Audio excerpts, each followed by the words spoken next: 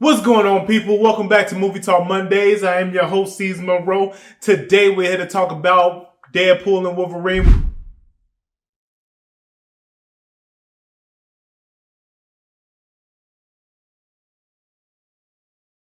We're going to talk about those spoilers I said we were going to talk about this week. I didn't want to give them out Thursday, reason being people haven't seen the film yet. I don't want to be that guy, especially when it comes to Marvel films. So I'm going to give you a little tidbit on that. I also want to talk more about what just happened this past weekend at Comic-Con, San Diego's Comic-Con to be exact. More so Hall H, because I'm pretty sure other things are happening at Comic-Con that we just don't talk about, so why start now? I also want to get into the numbers of Deadpool and Wolverine, so let's get into that right now. We're going to skip the intros. We're going to get right into it because I miss you guys. We haven't did Movie Talk Mondays in a while. I want to thank the people that told me to do this. Shout out to you, Paul. I want to talk about a few fanfare things because it's really eating at me now. And I really feel like, because I've had these Deadpool and Wolverine conversations this weekend, and I really want to get into it and I want to be as respectful as possible, right? So let's get into those comments. Deadpool and Wolverine was a fanfare film, right? Everything in this film was for the fans, just so you've seen it on the big screen. That is not my argument. My argument is it was not a great film. It wasn't a terrible film. When you say things like, it's the best MCU film since Endgame. Yeah, but that's not saying much. Look what we've had since Endgame. Now, I wouldn't put it up there with the Multiverse of Madness. I feel like that's still a better film than Deadpool and Wolverine. But on the entertaining side of things, I can see why people would say that Deadpool and Wolverine was more entertaining than Multiverse of Madness. But as a film, when it comes to plots, when it comes to cinematography, when it comes to storylines, when it comes to just the overall experience of just the movie itself, I just feel like Multiverse of Madness would have Deadpool and Wolverine. Let's get into why people like Deadpool and Wolverine, because this is what I'm hearing. The cameos, which is good. I love it. If you love it, I love it. Like, great. The cameos were good. I'm a cameo guy too. I enjoy cameos, but you're not going to give me a film full of cameos to then say that this film is great because you gave me a film full of cameos. If that's the case, I feel like New Year's Eve should be on everyone's top list. And you're not going to give me a film full of fanfare and just say that this is the top film ever and we just disregard Spaceballs. Like, it gets a little wacky after a while, right? So that's what we have here. We're talking about the cameos that it had in there, the Easter eggs that it had in there. And again, I enjoyed some of those. The Blade cameo was phenomenal. I just thought that talk, that rhetoric back and forth that Blade and Deadpool had, and it was really Wesley Snipes and Ryan Reynolds when they're talking back and forth, and Blade tells Deadpool, "I don't like you," and Deadpool responds, "You never did." That's a callback to Blade trilogy. Blade Trinity, which is the third film in the trilogy, but people don't know those things because they don't go back that far. They didn't really watch Blade like that, right? So that's why these people, they don't understand what Blade did for the MCU, or they don't understand the importance of those type of things, but they understand the dick jokes. Like, yeah, that's cool, but it gets old after a while. Like, I'm not a slapstick person. Like, I take that back. I am. I can enjoy a slapstick comedy. Don't get me wrong. But I'm not going to say that was the best film I've ever seen, or that's the best film since Friday. Like, that's not how this works. You get what I'm saying, guys? Like, I don't want to be that guy. But the film is a fanfare film. Call it what it is. It has no ties. It's not that deep of a film. People are saying, oh, this is going to lead to this. Honestly, I felt like the movie was everywhere, and I don't think it's going to lead to anything. For instance, a lot of people thought that the main protagonist, the main antagonist of the film was Cassandra Nova, and it wasn't. It was actually Paradox. And people just forget that. So it's like going into Thor Ragnarok thinking that, what's my man's name? Master something from Sakaar. What's his name? Why am I blanking on this? Jeff Goldblum, the Grandmaster. The Grandmaster was not the main villain in Thor Ragnarok. He was villain number 2. He was there, but the main villain is Lady Death. So that's where it kind of gets me like thrown off, and If you don't understand where I'm coming from with that, yeah, Grandmaster was in most of the film. Like, you're going through problems with Thor, with the Grandmaster in most of the film. You don't really get back to Lady Death until to the third act. But that doesn't mean that Grandmaster is the main antagonist. He's not the main villain in this film.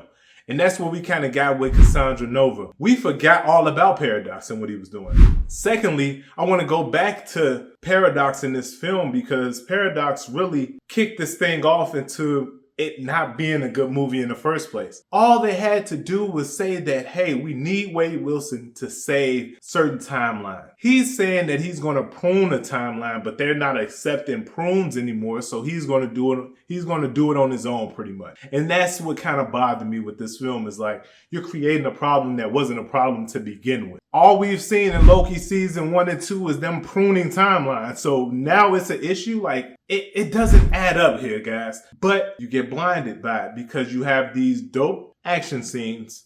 There's 3 action scenes that was just, I felt was top notch in this film. The opening scene, I'm not going to say top notch as far as like, it's not a John Wick action film, but it's nice. It's pretty dope. The opening scene, of course. Also, the first scene with Wolverine and Deadpool fighting. I'm going to get into the problem with that as well.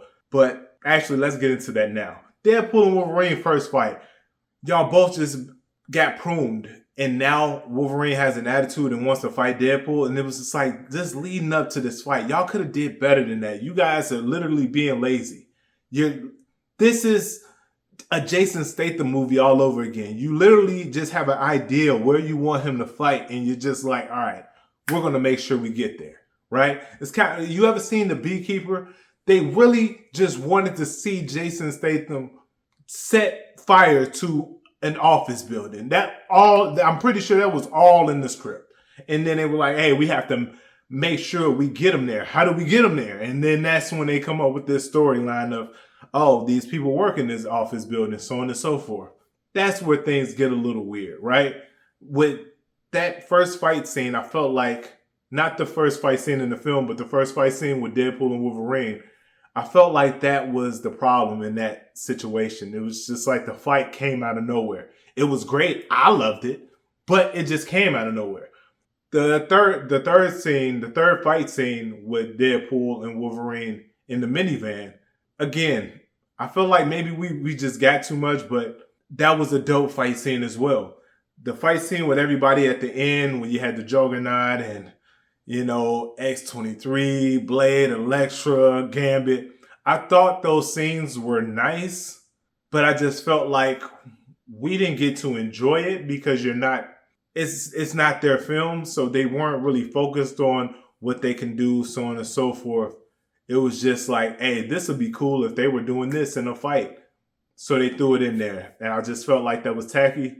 It didn't work for me. I'm putting it like that. Again, it looks nice on screen, but in all reality, for me personally, it just didn't work. When you go into things like what these guys are capable of, that's another problem I have with this film. I know what Deadpool is capable of. I know what Wolverine is capable of. If Deadpool and Wolverine are having issues, right? And there's never been a time in any X-Men film that you've seen Wolverine heal after fighting or being shot in an instant. All of a sudden, he's doing that. And it throws things off because this is the character that you're saying that we knew through these times. Again, I'm not saying comic book accurate because we can get into that. That's a whole nother discussion. I'm saying within these films, what these guys are used to, now he can regenerate in seconds versus in X2 when he got shot by a police officer. He stayed there on the porch for damn near 20 minutes and then was able to regenerate. Like, let's be real here. The ending of the film, the problem I had with the ending of the film, Cassandra Nova has a problem with the way Paradox is handling things because they had an agreement. Again, go into that within the film because throwing that at the end of the third act doesn't really work for me. It's not a film at that point. It is a film, sorry. But you're just throwing shit in there just to be throwing shit in there. You know what I'm saying? Like, it has to make it make sense, guys. That's all I'm saying. It's a fanfare film, but make it make sense. Stop calling it top this, top that, best thing since Endgame, of course, whatever. But Just make it make sense, guys. That's all I'm asking for. I'm not saying I did not enjoy the film. I gave the film a 5 out of 10. That is, it's a solid rating. It's not a good rating, but it's there. I'm saying, hey, go watch it. You might not enjoy it that much, but go watch it. The entertainment factor is there. Other than that, the comic book accuracy, we're not going to get into that because that'll be a whole nother hour. As far as the film accuracy within the films of the Fox universe, MCU, whatever they have going on, that's it. When they are not keen on what they had going on within those other films, it's like the people that did this film didn't watch the other films or cared to watch the other films or ignored everything that happened in the other films. Besides the cameos, guys, I see where y'all were going with this. I got you. Other than that, again, that's why you got your 5 out of 10. Go see Deadpool. It's fun. It's entertaining. To me, I just thought it could have been a lot better. And I knew I was going to be disappointed. But I didn't want to, get my hopes up, because if I would have got my hopes up and seen this, I definitely would have probably felt the way about it. But because I didn't have my hopes set high, I didn't expect too much from it, and I got what I expected. So there's that. Let's move on to the next conversation at hand, shall we?